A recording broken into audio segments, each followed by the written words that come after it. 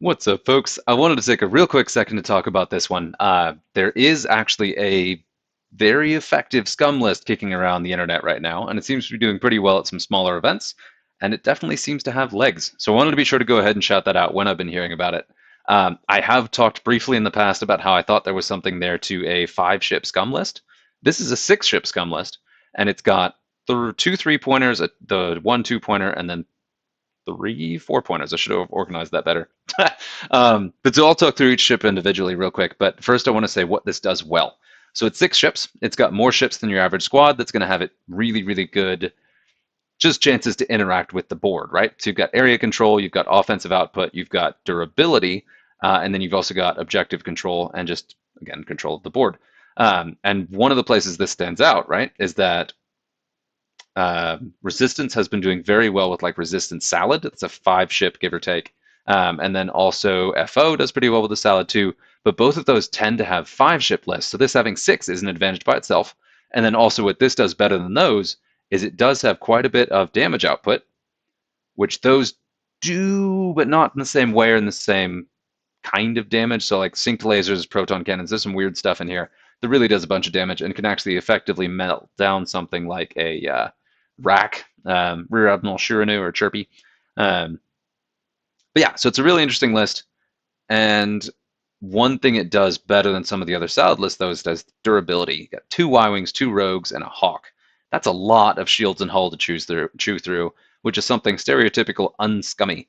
Because you don't see any of the things that have one shield. You don't see any of the stuff running around that has just hull and no shields. So it's cool, and I like to see it because it's a bunch of weird bounty hunter and like freighter-y stuff that feels very scummy. A little bit different than what we've been seeing, and not really what the most competitive gamers and players have been trying. And this doesn't actually match up with my personal list that I've been prepping either. But let's go ahead and just run through it real quick. So first we've got Bosk, who the more I play him, the more I learn about him. He's just an excellent 2-point ship, right? He's got 2 shields, 2 hull, terrible dial, not a great action bar, 3 loadout, whatever. But he's got a solid ability. He's initiative 4. He does usually take more than one hit to take down, and he's 2 points. He's an ideal ship to have on there just to chase objectives. And I've learned in many games that having a ship just to chase objectives is very, very powerful. Just to have that so you're not worrying about doing the objective action with one of your power pieces, and having the piece that can be like, my mission is objective monkey, and occasionally do damage, where I've had him do pretty dramatic damage. Next up, we've got the 2 rogues. The rogues perform fairly well once you get used to the dial, kind of the limitations on that. The dial is fairly open. The dial and action bar are both pretty good, but they are pretty weird, so they do take a little getting used to. Action bar has a lot of linked actions, which is terrific, and one of the things that Scum as a faction is really missing.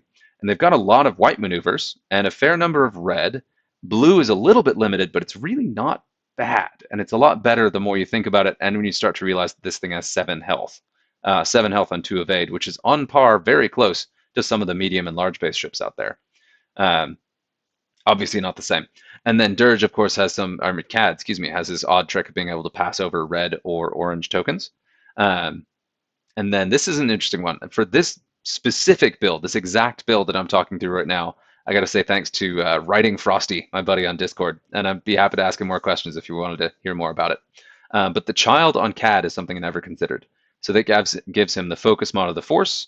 It does have people take a lock at him, but in my personal experience, encouraging opponents to chase down one ship does give you a lot of control.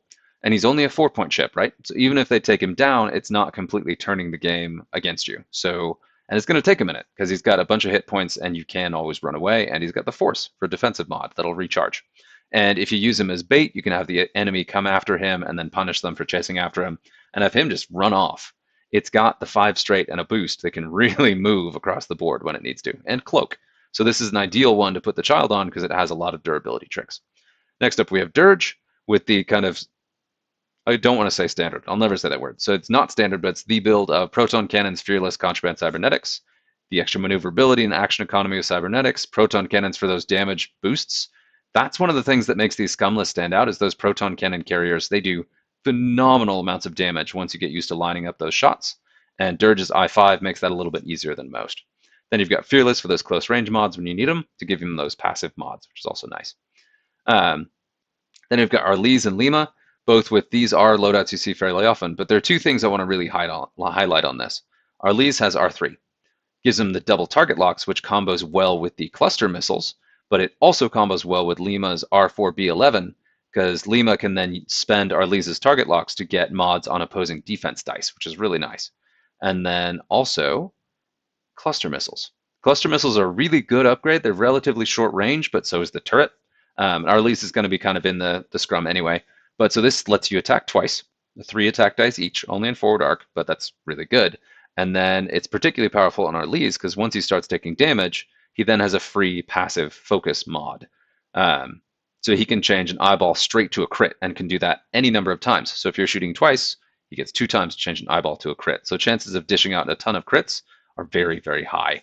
Only has 1 evade die, so the defensive mod doesn't matter much. It's just something to be aware of that once he starts taking damage, he will go down quick. But that's why you bring him in a 6th ship. So those were some really cool combos over. I've seen quite a few experimental builds with both of those flown in the same list. I like that one because they both can operate independently, but that benefit of Lima benefiting from Arlisa's target locks is also really nice as a way to self-trigger that R4B11. Last, we've got Dace Bonearm. Of course, a ship we're seeing a lot in Scum because he's a very effective piece. Tons of options. There's a lot of things you can do with this guy. A bunch of loadout and a bunch of slots. Most notably, 2 illicit slots. And on this guy, there's both overtune modulators and contraband cybernetics, of course, the title, and then cutthroat to either remove stress or recharge some of those illicit upgrades. And Lando is on there as a way to benefit from your. There's one thing that always sucks for me, right? Is you can be cruising around in Dace and the Hawk with 3 focus tokens, and you just roll all blanks. You're like, well, great. Okay, those focus tokens are helpful. Lando will allow you to spend a green token to reroll up to 2 of your results any number of times as long as you have a green token. And that is where that overtune modulators come in, is some of those really spicy turns where big stuff is happening.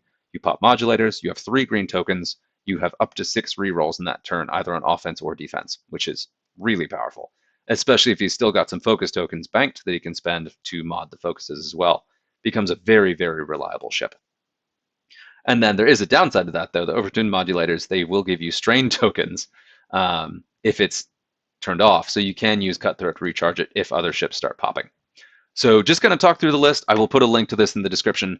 It's a cool list, and I really like to see these ships flown. Yeah, give it a try if you want to. See if this is the ship, if this is the list that can push Scum over the edge. Anyway, wanted to share it, and yeah, happy flying out there.